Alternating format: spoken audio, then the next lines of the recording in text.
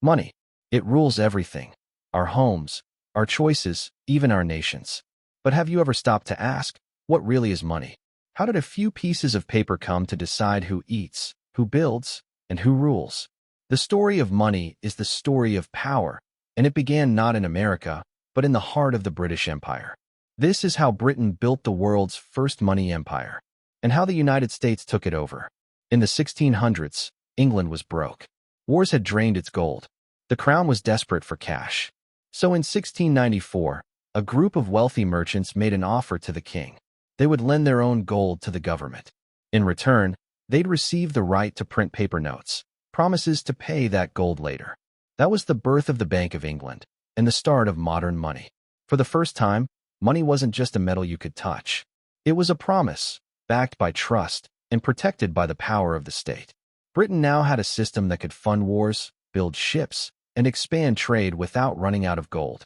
Wherever the British flag went, this new money system followed. By the 1800s, the British pound was the world's most trusted currency. The gold standard made sure every note could be exchanged for real gold. London became the center of global finance. Gold flowed in, trade flowed out. The empire stretched across the world, powered by belief in one thing, that a pound was as good as gold. But holding that power came with a price. Empires run on debt, and Britain was starting to owe more than it could ever repay. Across the Atlantic, a new nation was rising, rich in resources, factories, and ambition. The United States.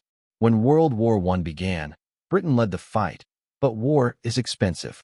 The United States became the supplier of weapons, food, and loans. Gold drained from London and piled up in American vaults. By the end of the war, the U.S. held most of the world's gold. After the Second World War, global leaders met in a small town called Bretton Woods. There they created a new system. All major currencies would now be linked to the U.S. dollar, and the dollar would be linked to gold. The pound had fallen. The dollar had risen. Britain built the system, but America now controlled it.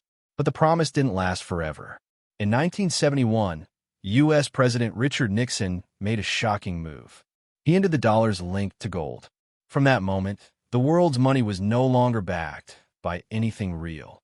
Money became faith, belief in the system itself. And with that belief, the U.S. built a new kind of empire.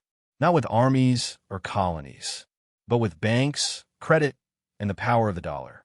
Today, most money doesn't even exist as paper. It's just numbers on screens, created by banks, moved by algorithms, and controlled by policy. The British Empire used gold to rule the seas. The American Empire uses dollars to rule the world. But every empire has believed its money would last forever. None ever have. The story of money is still being written, and the next chapter may not belong to gold or paper, but to code. Money has always been more than just currency.